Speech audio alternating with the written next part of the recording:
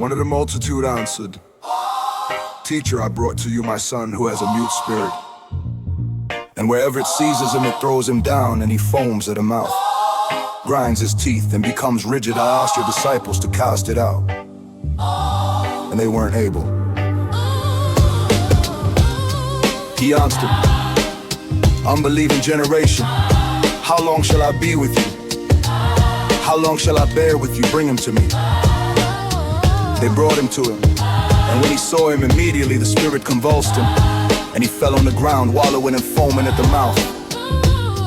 He asked his father, "How long has it been since this has been happening to him?" He said, "From childhood.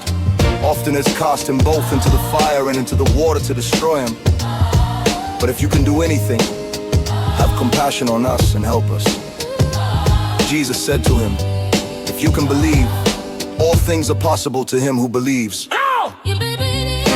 Immediately the father of the child cried out with tears, I believe, help my unbelief."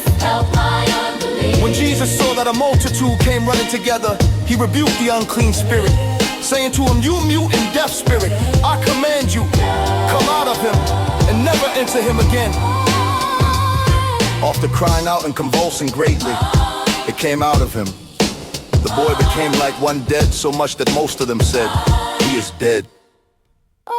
But Jesus took him by the hand and raised him up, and he arose. When he had come into the house, his disciples asked him privately, "Why couldn't we cast it out?"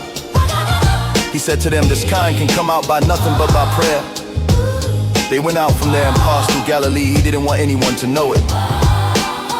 So he was teaching his disciples and said to them, "The Son of Man is being handed over into the hands of men, and they will kill him. And when he is killed, on the third day he will rise again." But they didn't understand the saying and were afraid to ask him. He came to Capernaum, and when he was in the house, he asked them, "What were you arguing among yourselves on the way?"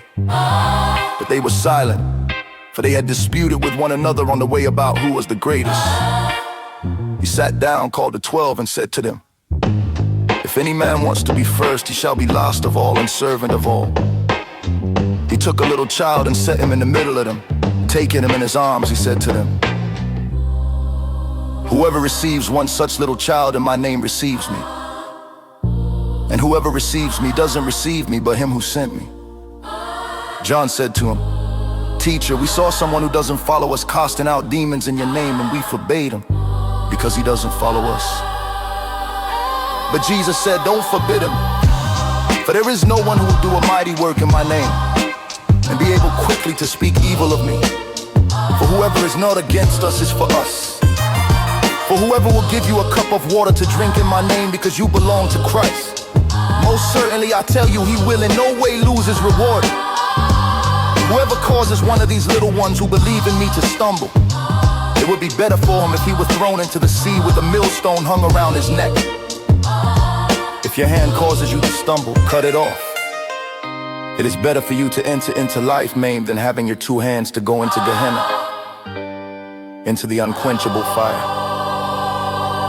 If your foot causes you to stumble, cut it off.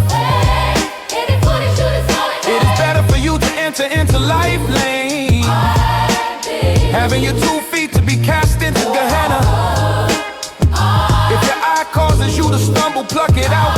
It is better for you to enter into God's kingdom with one eye than having 2 eyes to be cast into Gehenna, where the worm doesn't die and the fire is not quenched. For everyone will be salted with fire. Salt is good, but if the salt has lost its saltiness, with what will you season it? Have salt in yourselves, and be at peace with one another.